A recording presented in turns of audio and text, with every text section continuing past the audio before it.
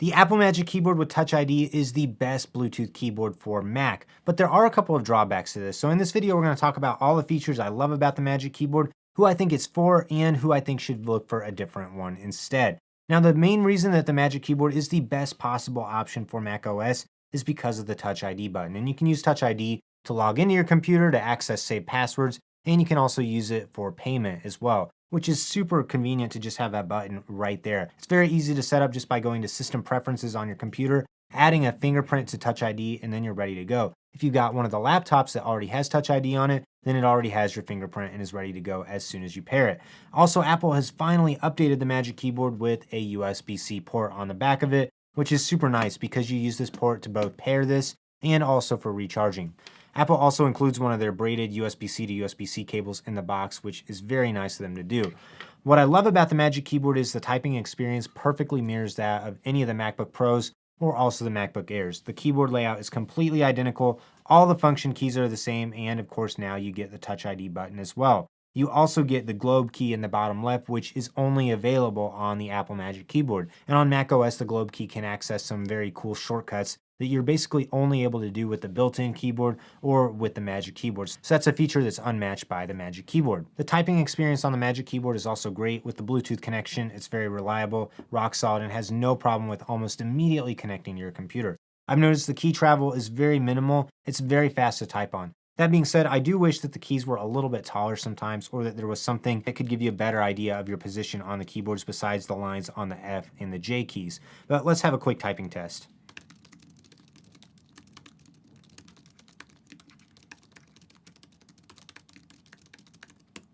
So it's very quiet and very fast to type on, and this keyboard just has the premium Apple feel to it. With the aluminum sides, the white plastic keys on top of it, just really looks Apple. That's where we got the first con of this though, is that this keyboard is only available in white. Apple does not have a black or space gray version of it, which is too bad for people who have dark mode setups. You can also get the Magic Keyboard with Touch ID with the number pad, and then you can spend even more money if you want to get the one that has the black keys instead. So that's definitely something that is a drawback to this depending on the aesthetic you're going for with your setup. There's two ways that you can pair this with your computer. You can either turn the off and on switch off and on real quick, and then it's going to activate the Bluetooth mode on it, and then you can go on your computer and find it in Bluetooth settings, or you can also use a USB-C cable and plug the keyboard directly into your Mac using that cable, then turn the keyboard on, and it's going to pair automatically. That's all you got to do. It's also going to charge while it's connected, and it works just fine if you have it connected and the battery is out of it. This is a really nice feature, but the main con to this is if you want to go from one device to the next, there's no buttons that can change what it's paired to. You're actually going to have to plug the cable in to whatever device you want to use it with. And if you want to use this with an iPad, you need to make sure that you unpair it with whatever computer it was already paired to first. So that's something that really drives me crazy about the Magic Keyboard, is it's not very fast to go back and forth between different devices unless you're using the cable on it. The main selling point of the Magic Keyboard with Touch ID is the Touch ID button. They also have the Magic Keyboard available without Touch ID, and you save $50 if you get the version that doesn't have Touch ID. So what this is going to allow you to do is you can unlock your Mac just by using your fingerprint, or you can also authorize Apple Pay purchases online. You can approve App Store downloads. You can also authenticate password manager entries like using Apple Passwords, and other great features like that to allow you to quickly change your user on your macOS. It also is incredibly fast, and it pretty much immediately recognizes your fingerprint whenever you put it on. Just note that Touch ID only works with Macs equipped with Apple Silicon, so you'll need to have an M1, an M2, an M3, an M4, or newer chip. It's not going to work on any of the older Intel-based Macs, iPads, or on PCs.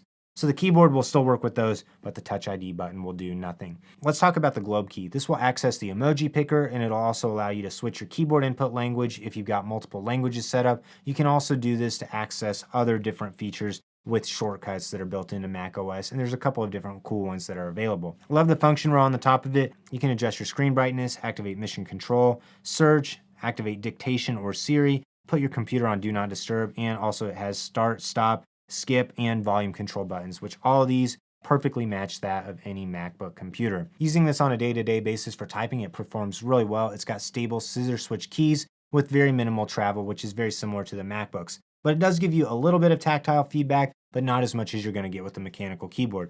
So you're going to generally be able to get very fast and accurate typing, but I do wish it had a spot for your fingers to kind of fit in the keys, like the Logitech MX Keys Mini has. It's a very quiet and fast keyboard to type on, so it's going to be great for office environments or if you're working in quiet spaces. Just note that the lower profile of this keyboard may not be as ergonomic for everyone during long sessions, and there's no tilt adjustment available on this, so it's going to be stuck at this fixed wedge angle. So really, there's just a couple minor cons to the Magic Keyboard. The first is it's only available in the white color, so if you've got the dark mode set up, you're just going to be out of luck unless you want to have the number pad, which for me, the number pad kind of gets in the way.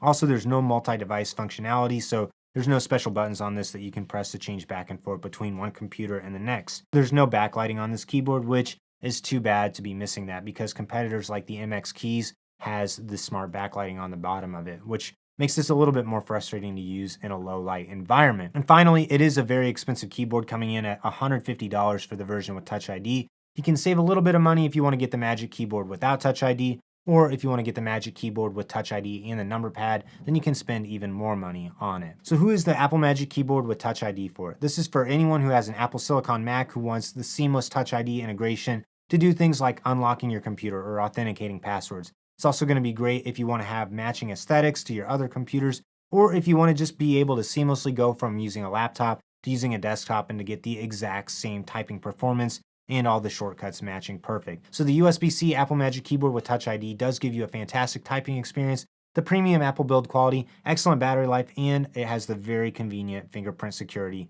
So if you got a compatible Apple Silicon Mac, this is going to be a fantastic option for you. But I do have to say, I wish that Apple had taken it to the next level with the multi-device connectivity and with the black option as well. So is this the best keyboard for Mac? You tell me. I think it is, because the Touch ID button really is that convenient. But if you need backlighting and multi-device support, or if the budget is a little bit lower than alternatives like the MX Keys Mini, or even the Magic Keyboard without Touch ID, might be a better option for you. This is a great keyboard with minor quirks, but to me is still the best option for Mac. If you're interested in buying the Apple Magic Keyboard with Touch ID, I do have links to buy in the description below. If you think this is the best keyboard for Mac, let me know in the comments, or if you disagree with me, let me know that as well.